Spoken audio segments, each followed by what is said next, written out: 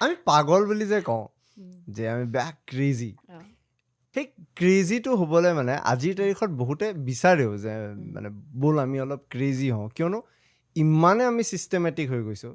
যে এটাতো আমাৰ স্কুল ছিষ্টেমটো যে এইটো টাইমত উঠিব লাগিব এনেকুৱাই কৰিব লাগিব এনেকৈ গৈ অমুক লাগিব সেইদিনাখন মই আমাৰ ইয়াতে কুণাল গাঞ্জাৱালা আহিছিল তেওঁ তেতিয়া ক'লে তেওঁ ক্লাছ 10লৈকে নিজৰ ল'ৰাক স্কুললৈকে পঠোৱা নাই হোম স্কুলিং কৰাইছে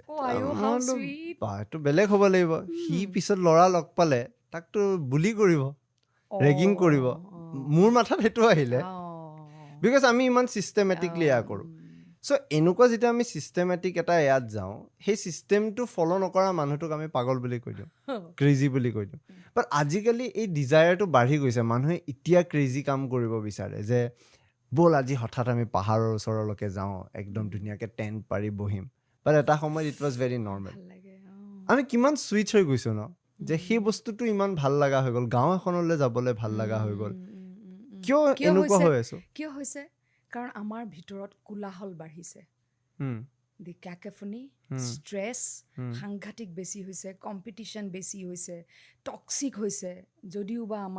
আমাক ছ'চিয়েল মিডিয়াই বহুত কিবা কিবি দিছে ক'ৰবাত যেন এই ছ'চিয়েল মিডিয়াই আমাৰ মাজত প্ৰতিযোগিতাৰ ভাৱটো বঢ়াইছে আৰু বিফল হোৱাৰ কষ্টখিনি দিছে পৰা নাই ক'ৰবাত